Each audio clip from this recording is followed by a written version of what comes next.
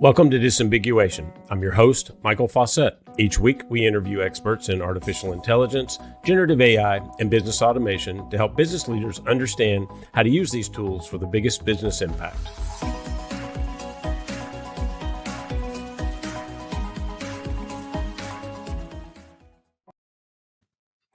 Welcome to the February edition of the AI Pulse edition of the Disambiguation Podcast. This is obviously, you see Tom Pringle join as my co-host. So welcome, Tom. Thank you, Michael. Always fun to be here.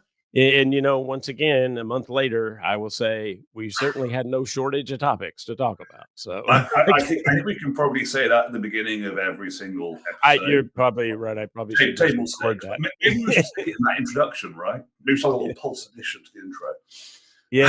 Yeah. No, you're right. It's but let's just get into it. There's so much good, interesting, and a little bit crazy stuff that happened over the last month. No, nothing crazy ever happens in technology. I won't even talk about some of the other things we could go to, but let's just focus on AI and generative AI and agentic AI and all the fun stuff. Good with me. All right. So why don't we start with it? This was interesting, and there's been so much focus from the AI world about all the investment it takes to manage the infrastructure. But the thing that we didn't really talk about is, just like almost every other sort of phenomena in the past, like I sort of used the gold rush analogy of who made the most money in the gold rush. It was the people selling the picks and shovels, or who makes the most money in a war. It's the arms dealers. Well, in this case, apparently the generative AI push has fueled a $60 billion boost in enterprise cloud spend last year. So, yeah. It's a lot. And here we are again. I've got my pinky ring on, so I can do $1 billion or $1 million, whatever you prefer. It just comes up over, right? I mean, who'd have thunk it? Something that seems to, on the whole, although we'll get to this later, I'm sure we'll mention at some point DeepSeek. I can't imagine that we'll skip over that one. Yeah, no, we got it, and that sort of leads in from this topic, I think, too. But yeah, no, we will definitely get there. But it's we've talked so much about how expensive everything is, and of course the DeepSeek piece of this will comment to that too. But I was just amazed as I thought about that, the massive increase in cloud computing power, because it's not just the training. I mean, obviously the training is a big part of it, but you just have to operate these things going. And so actually, if you're Google or Amazon or Microsoft Azure, you probably did pretty good over the last year. Yeah, I mean, without doubt, and the significant spend on it. We've been told, or we've been led to believe, or depends who you believe, delete as you feel appropriate. That kind of particularly the LLMs have this huge upfront cost in terms of training, and then of course there's the cost of operating them. Kind of the queries. Okay. And we'll get to that DeepSeek conversation, I guess. But for me, it's quite interesting. I kind of, I think the numbers are the numbers, right? Whether it's 60 billion or 80 billion or 20, it's lots of billions. It is a big stack of billions. It's a big old stack of billions of dollars, which is great for if you're an enterprise cloud provider, I'm sure. To be fair too, there are other vendors that are investing in infrastructure that are certainly spending money. We just didn't talk about them because they don't make money in the same way, right? Sure. I mean, I'm sure Oracle's investment in data centers continues to grow. And then I was at Zoho last week, and they're putting in a few new data centers too, which, obviously driven by expansion, which is good, and use of those AI tools. But it's this. I think this is still going to continue, but you bring up the next topic, and you're right. That is the place to go when we're talking about money, right? Is the whole disruption or shakeup, or what do we want to call in process? And it's like how do startups disrupt a market? Well, I mean, there's lots of ways they could do it, but one of those ways is to completely reinvent a process that, changes the economics of a situation dramatically. And that, I guess, would be DeepSeek. Indeed, and just before we jump into that, I'll just say back on all these millions and billions of dollars, and let's not try and add it all up because I think my brain starts to hurt after about a trillion. Anyway, I think it's interesting because there's two things just to think about from a business perspective. I'd be very interested. I don't know. I need to go and do some research on this. How, from a business perspective, you account for this money spent on training a model versus the operating cost of operating the model. And it's interesting. Is that something they can capitalize? Mm. Or is that just an operational expense? I've never really thought about it a great deal. Mm. I'm curious because, obviously I they mean, create. if you sell your LLM, so like OpenAI's training cost, that'd be cost of goods sold, right? So, I mean, I would Yeah, assume that that's how I think of it, right? As yeah, COGS. just interesting, but it also It's needs like. interesting. No, it is. I haven't really thought about that from that No, perspective. indeed, and I think, and it kind of led me down another path when I was thinking about all of this, which is, and I'm a broken record on this subject. So we talk about all these big numbers, but I for every survey, research, opinion piece I see that says that AI is creating value in miserable business dollars or whatever. There's a survey that says it's not really producing much value, and I'm just really curious as to how people are measuring return on investment when it comes to this stuff. Because Yeah. I hear things about, it's going to improve productivity. We know that it can improve productivity. Can you put a hard number on that? Is this money being well spent? Maybe not. I don't know. But it's just really interesting watching it happen because we'll also get to VCs, I'm sure, later, VC funding. It does feel like AI has dominated the conversation the last year or Yeah. Two, two-ish. really, yeah. Yeah, and what's the return on that? Yeah. Well, I would say if you break it apart a little bit, because the one thing that I have definitely validated in conversations over the last 6 months or so is that the first place that companies have seen massive productivity gain is in the development coding space. And like I don't know, I think I used this in the last edition, but talking about Sundar Pichai said that 25% of Google's code's now developed with AI. I suspect that number is probably low, just based on the time it takes to get from the developer to the CEO of Alphabet. But I mean, you think about that. That's a massive change, and that's happening all across the industry. So I mean, I guess if I was going to go somewhere, that's probably the place to start because that's the most used use case right now. But I have seen, and I mean, I've been to several events recently and listened to customers talk about what they're doing with AI, and they are talking about improving process, getting some productivity gains, seeing improvements in customer satisfaction. So I mean, but it's early. I still argue that we're still in that a lot of proof of concept and pilot phase for a lot of companies. Yeah, for sure. And I think it's really interesting. I mean, your example there of Google and the code, kind of you'd expect on a company that kind of scale who deals with that kind of Yeah. business, there's probably a pretty obvious line to value. Whereas if it's, I don't know, let's pick something random, like the local bakery where, you get your morning bread. I don't know to what extent it would have any kind of impact at this I time. mean, unless the baker's a hacker in his spare time, I guess. I don't know. It's just interesting because with my kind of economic history background, I think kind of sort of the effect of these technologies are most felt when they have small incremental change or Yep. improvements across a very very broad audience. And the tech business might be worth trillions, but the rest of the economy is worth trillions more.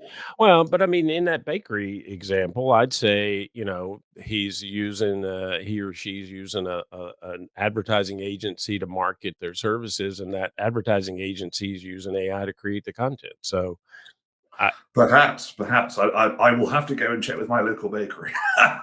you should ask them. I mean, I, because or maybe they're using the AI to create their social post or their TikTok videos, and maybe. I Oh, think dear. I think you are going to see small business use AI, and I mean, I've seen data that showed this last year that small and mid-sized businesses were adopting AI faster than enterprise because they could use it to replace certain functions or free up resources, which are obviously scarce in a smaller business anyway, to do other tasks, and that is in fact beneficial. It's probably harder to measure than Yeah, some types of improvements, but Right. I mean, as you know, I'm a bit on the advocate side, but I still, I mean, obviously, there's still things we have to look at, but it does seem like it's starting to have a storyline around value that's stronger than it has been over the last 2 years. yeah, absolutely. And I appreciate you saying kind of more on the advocate side. Someone tried to describe me as an advocate recently, and I said, I don't know. I kind of feel like realist is a better line. I sort of would, yeah, I would say centrist. I see the potential. I have lots of questions. Whenever anyone knows me, That's when I say I have questions, you know what I'm thinking. Yeah, no, I mean that's fair. That's fair. Well, so let's go to DeepSeek though, because I am Okay, really sorry. Yeah, I interested in completely this derailed us. conversation. I've No, no, no, it's good. you No, up I think you're right. I mean, the value conversation we need to continue to have every time you talk about it. I think, and that's important because obviously, the more we see invested there, the more you've got to start to see return Yeah. from a business perspective. But I was really intrigued by this, and I mean, this was a massive disruption when DeepSeek was announced. The pre-training training budget was like 6 million. There's been a lot of questions about that. I mean, it's there's not a lot of transparency there, so there's Mm. obviously some question as to is that the right number or is that a number that only captures the last phase of it and there was a previous model that was whatever there's all sorts of issues I guess around the way that could be measured. But the other thing though, I mean, I guess the thing that was interesting was, but besides the cost, was the fact that they did it with the number 2 nvidia chip, not the number 1 nvidia chip. Indeed. No, I think people talked about like the Sputnik moment. That's got said at one point, and all that. I mean, however you look at it, it was definitely a bit of a mic drop moment, in my opinion, and not least because Yeah, of the impact it had on the valuations that we've seen of some of these very large companies, very high yeah. valuations. It was just suddenly all of a Yep. sudden this mass change. Yeah, I Um, mean, it has recovered since then, but indeed. but it was a shakeup, and I mean, I understand that part of it. If I hear that, we've been baking cupcakes for that cost me $1, and all of a sudden I found a way to bake cupcakes that cost me, 5 cents. That's that is a massive change in the economics, right? Clearly, I've put the bakery idea as the theme in your Yeah, head. right. See that's a theme for the day, right? No, absolutely, and I think there's sort of there is a sort of lack of transparency to a degree. So we'll not know, I suspect, all the details. But I also think, I mean, just as a general principle, um, I mean, sort of having some sort of competition in this space is a very good thing. I think it drives innovation. I think it drives choice, which is always a positive in my opinion. But not just those things, I guess. And I sort of tend to get a bit sort of false philosophical about it. I know that, but I think if it large language models are only the preserve of extremely large businesses, there's always going to be, I would say, some level of either um, there's a kind of limit on their value, Yeah. and this for me is potentially something that helps open out that market and back to that value conversation. Potentially drives more value opportunities. Yeah, I mean, I thought it was interesting. The CEO of Google DeepMind did an interview that I read, I don't know, last week or week before, and And he said the one thing that we've kind of missed in this conversation is that there's no scientific advancement in what DeepMind did. They simply found a cheaper way to do something. Now that's a good thing. I mean, in general, and I guess the other piece of that was that Nvidia is top line chip. It's amazing, but Nvidia's number two chip. It's not unamazing. Like it's not like I'm trying to train the model using my iPhone. I mean, Totally fair. That might take a little while, but I suspect it's probably possible. Sounds like a challenge to the probably audience out probably is there. Can you possible, but I'm train not. LLM on an iPhone? Yeah, I think Uh, I'm not going to try that anytime soon. But okay. no, exactly, and it's I always run to my computer gaming examples on this sort of thing, which is you can have the $1,000 CPU and the $2,000 graphics card and all that kind of stuff, and super Mhm. fancy. The one that costs half as much, it's not going to be half as good. Right. It won't be as good potentially, but Yeah. No. it's I not. mean, you're not. But you buy last year's iPhone, you get last year's iPhone. I mean, I get that. Like that's you Yeah, know that's not a bad thing necessarily. But it is, of course, it did unleash a flurry of other announcements. Like OpenAI announced their O3 mini model, advanced reasoning model that's yep, supposed to counter DeepSeek. And I mean, the reasoning models, OpenAI has been pushed that a lot. Of course, DeepSeek's a reasoning model. And then there was the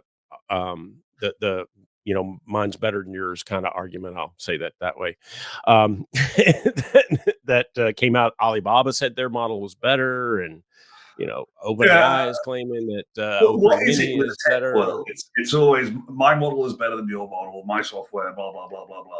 And I get it, to a degree. I still think really, so I can't remember who I was speaking to, but it was a really interesting conversation with an executive of one of the big software companies, and he was saying, as far as they were concerned, um, you know, that they don't always business don't care really necessarily what's running underneath. What they care about is the outcome. Yeah, Is it making things better, more profitable, less yeah. risky? I And I mean, it think comes back to your value statement, right? If it's not creating value, then why am I investing in it? yeah, absolutely. So I kind of feel like that is a whole topic where Yeah. we've been around this before. I mean, we've been around so many different technologies where my open source is better than your open source, and I have this better than that, and this is the only way to do this. And no, that's not the right way to do that. And it just rolls around and says. I personally think it's potentially a bit off-putting for businesses, to be frank, because it's like, okay, the technology is cool and interesting potentially, Mm. but stop telling me it's better than somebody else's and show me. Yeah. Well, I mean, it also opened up a bunch of other arguments. I mean, you said several companies said, no, mine's better. You're wrong. And nobody said mine was cheaper, but that's, another thing, I guess. But it also kind of stirred up that open source versus, proprietary discussion again, too. And it seems like even OpenAI is paying a bit more of attention to that. And they've certainly been closed the whole time. But there is an interesting argument around open source when it comes to LLMs and the value that you can create by making it open and having other forks in that code. Yeah, I'm personally a big open source fan. I Mm, appreciate those definitions differ out there, um, mm, but yeah, I just feel like, from a transparency perspective, maybe we get to talking about what's been going on in Paris at this point, but from a transparency perspective, explainability perspective,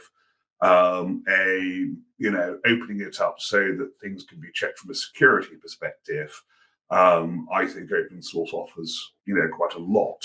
And I think, we talk about the potential scale of the outcomes associated with AI. If it's a black box, mm, I would be concerned about kind of that explainability problem. yeah. I mean, I like I'm a big proponent of the open source world too, and I mean my local small model that I run is Mistral is an open source model. I I think there's probably a case for both. There was some argument early on in the LLM phase of this evolution about the fact that there is a lot of security risk because of the amount of data they get access to, and our open source models a bit more susceptible to hacking because of the fact that their code is available and visible. And so I mean, that's, I don't know how that's played out, and I haven't seen any evidence that makes me think it isn't, but it still is an interesting kind of a side conversation when it comes to that. Yeah, for sure. And you think about in terms of the data itself, the training data, there's differentiation available to Yeah. companies based on the training data they use and the business context they provide. The mechanics of how it takes that and goes from A to Yeah. B to C with it.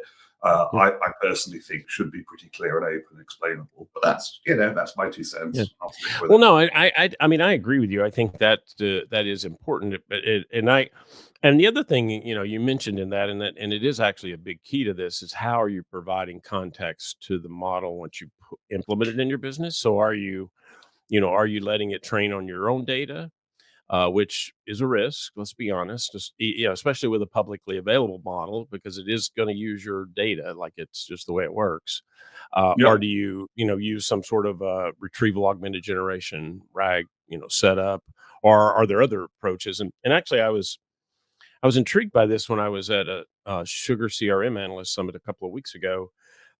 They've implemented a context based approach, but they don't use RAG. They basically are, and I'm simplifying this quite a bit because I'm simple, but I'm the a way big they basically have this application that writes the prompt for you, so the prompt provides all the context that you need versus having the data available in a vector database that the RAG uses to provide that context. So I mean, it's a small distinction, but an interesting one, because it means there are other methods that companies are approaching to try to protect the data.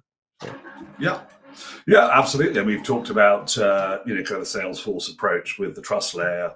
I think mhm. there's a real push on that front. I think that's all to the good. But I think it's what's also funny is now I'm going to have to say, talking of trust and transparency and safety and frameworks. I understand that two countries, one that you might be in and one that I might, Yeah. didn't sign up to some kind of deal that was happening.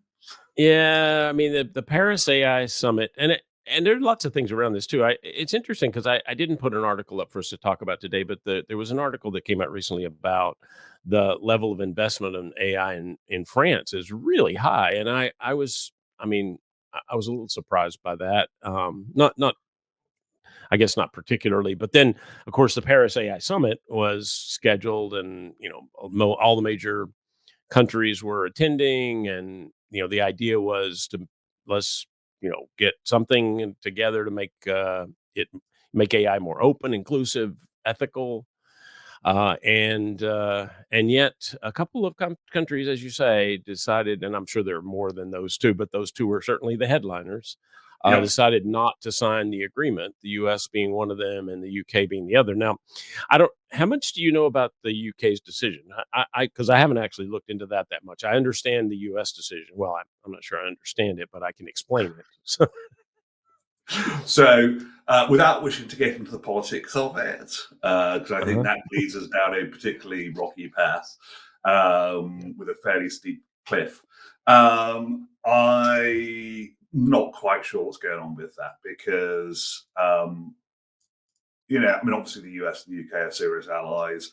I'm Mhm. pretty sure it was said by some part of the UK government they weren't following the US, they had their own reasons. I don't know. Uh, quite why they didn't sign it. It makes a concern in my mind, and I have to be honest, I somewhat disagree with the approach taken, at least by the UK government, on the basis that I think having sort of transparency and explainability and safety built in are extremely important. Yeah, I mean, it was interesting. The statement I saw was very brief. Said something about national security and global governance. That's why the UK didn't sign the agreement. I don't. I, I'm not sure I Okay, understand okay. that. I'm not, Yeah, yeah. sure. I mean, yeah. I thought the point was global governance was the point, but Well, what do I know? quite, and who knows? Maybe the governments of our nations know more than we do. I suspect they Well, possibly do. I suspect they know more than we do in certain areas, but I'm not sure how good or useful that is. I mean, for the U.S., obviously we we now have the influx of tech into our government, and I'm being kind in the way I said that. And it's certainly driving a bigger push for more innovation in AI, move faster and break things seems to be the thing we talk about a lot lately. And so that was the reason that our vice president gave was that they didn't want to stifle innovation. Mm, Yeah. uh, yeah, I just when something has it's like anything. Look, it's like a car. We have rules about how we use cars. They vary We country to do. country, but we all know that if you're driving a car and you do it in a careless or stupid or idiotic or whatever way, you can put Mhm. other people at risk and indeed harm other people. It's kind of Yep. I would argue fairly commonly accepted that if we have some rules around how those cars are used, then we all do better as a result.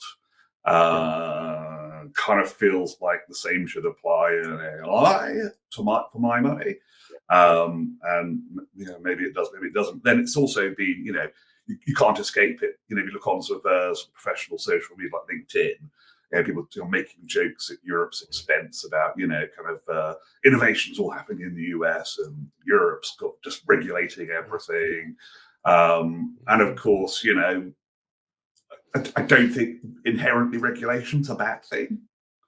I There are no. certain rules that we have that Yeah. manage all sorts of stuff. Yeah. Cars are one Well, I example. mean, I think GDPR is a great example of that too, right? I mean, we've known their privacy risk from everything we're doing online for a long time, and yet the EU is one of the few places in the world that has really strict privacy guidelines. Hmm.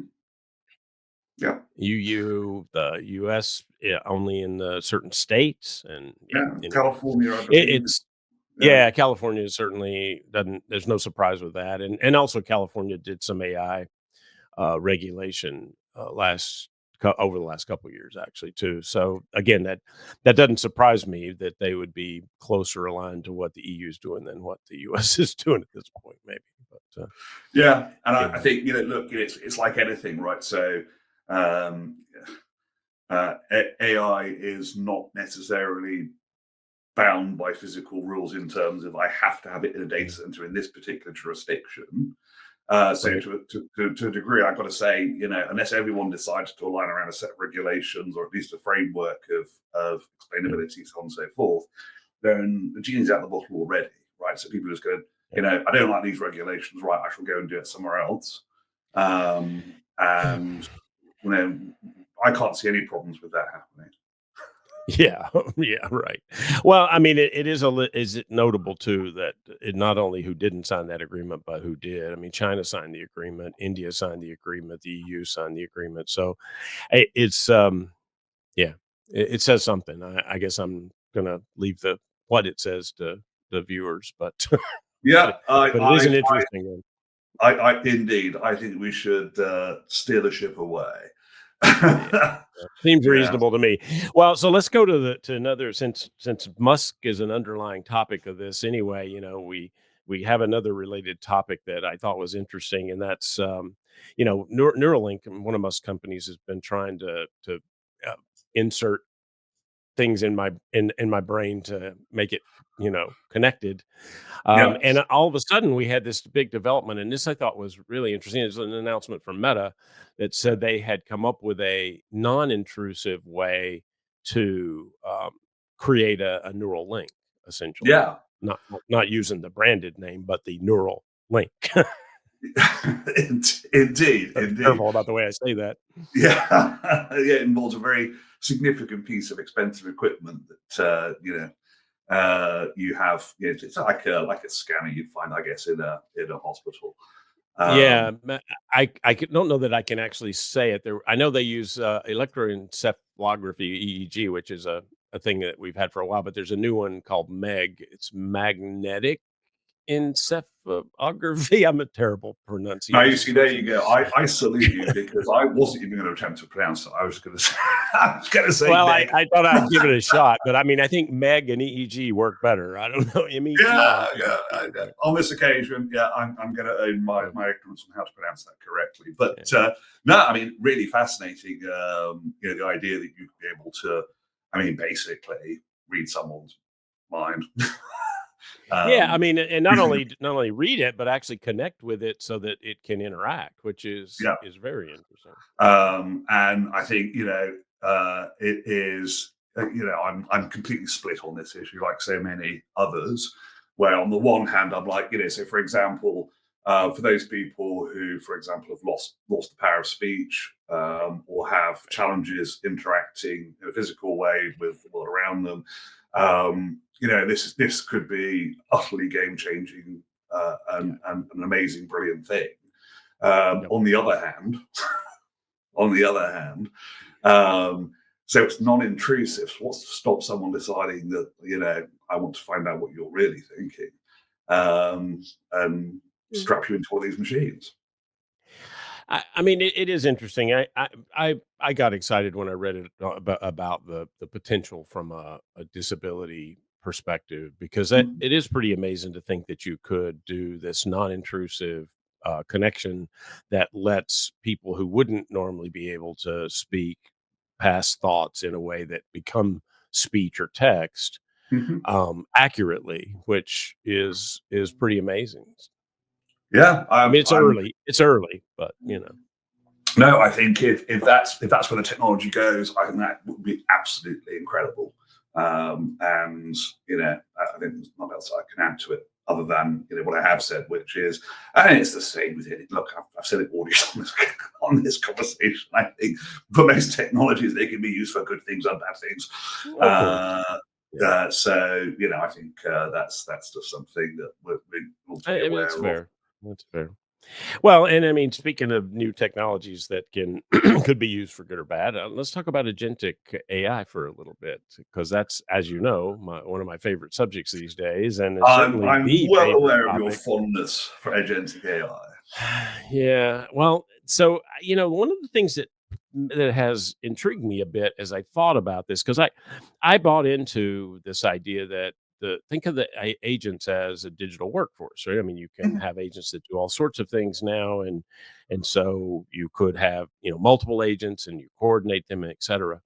And but the one thing that I could never get kind of settled in my mind is that, who owns that management of those agents and how do you manage those agents, right? Because I mean, it's not an easy task, and especially like, is it an HR function? They're not human, so is it human Yeah. resources or is it an IT function? Because they are, technology, or is it something in between that? And I guess the announcement was that Workday, obviously a leader in the HCM world, and announced that they had built a system, a workforce management system for agents that lets you onboard new agents, define roles and responsibilities, track their impact, build a budget, forecast cost, analyze compliance, which is one of the bigger issues, I think, and all of that on having a centralized dashboard to manage that as a single source of truth, which I mean, I'm not surprised a vendor did this, but it is timely because I think that is going to become more and more a question for companies as they start to use agents more. Yeah, absolutely. And it's the latest iteration of a story that's as old as time, at least in the technology world, which is who should be responsible for this, that, or Right. the other.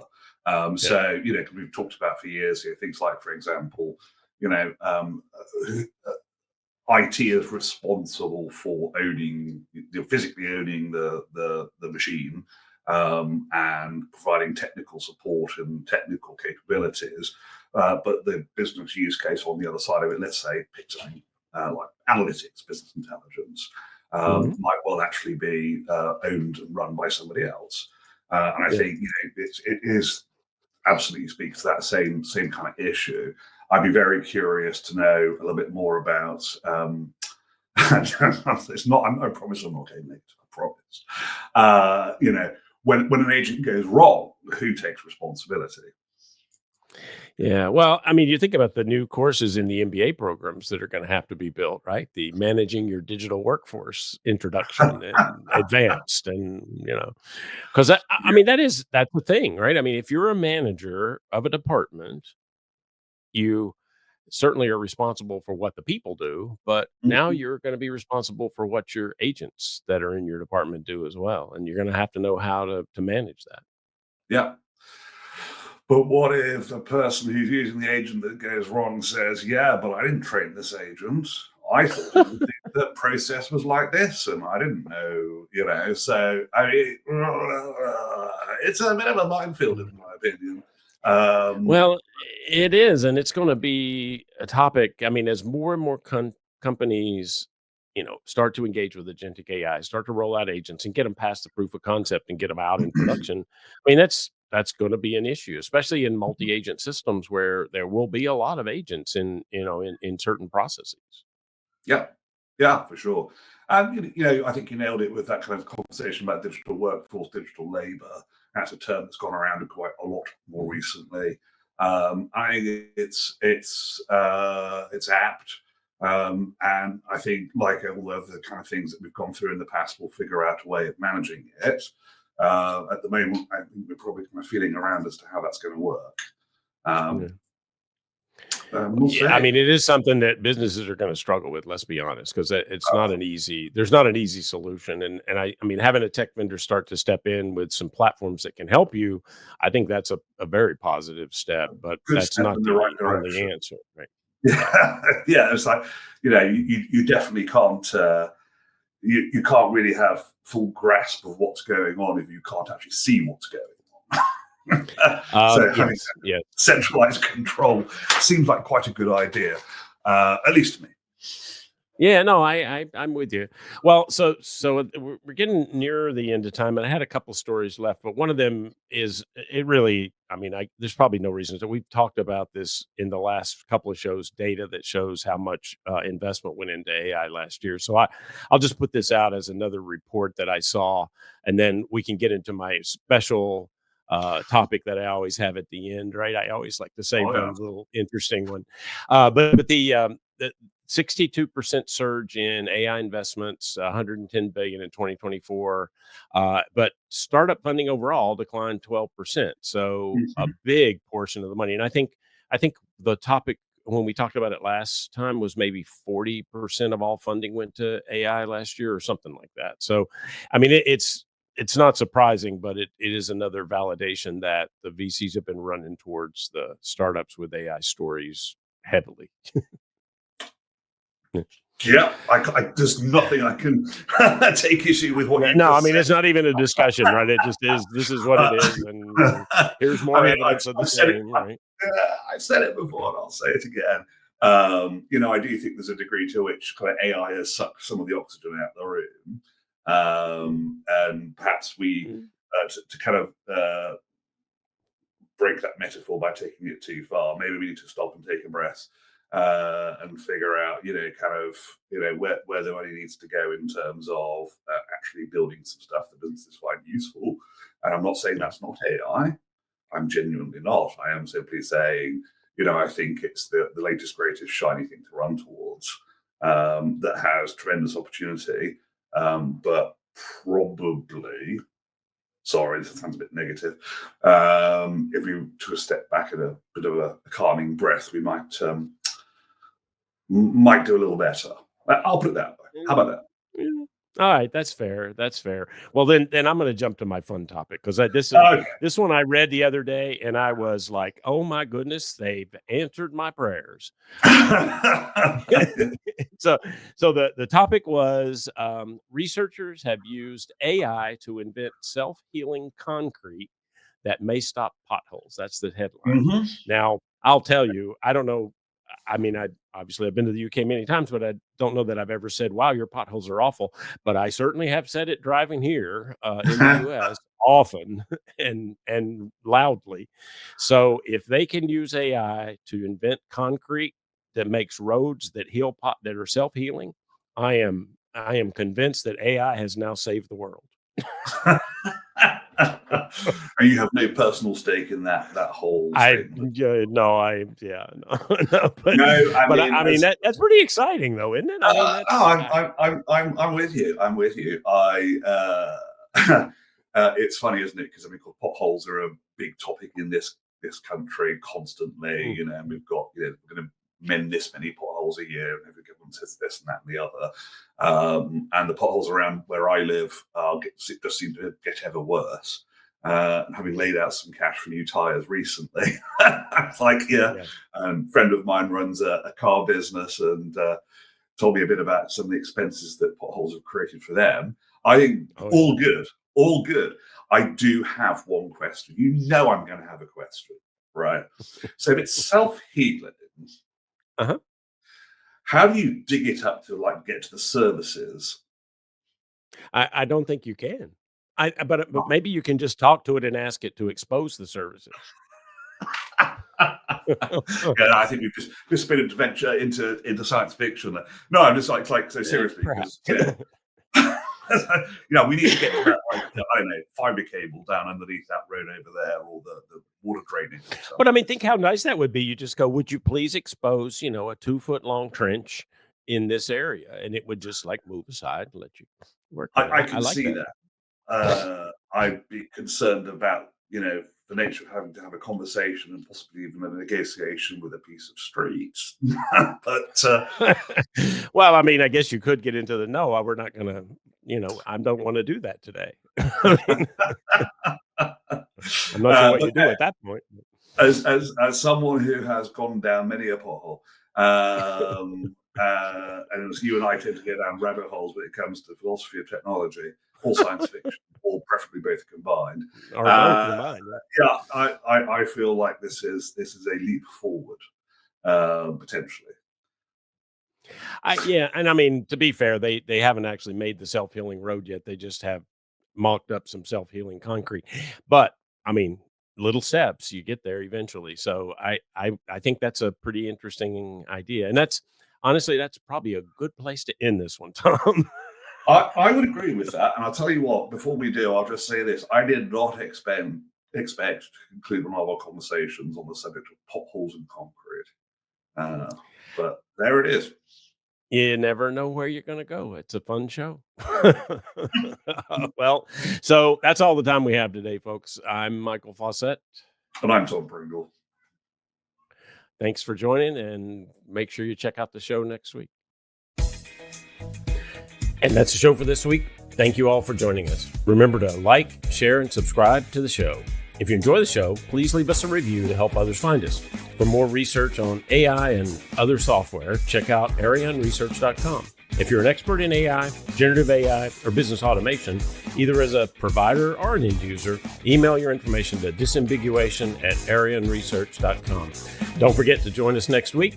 Disambiguation is an Arian Research production. I'm Michael Fauscette, and this is the Disambiguation Podcast.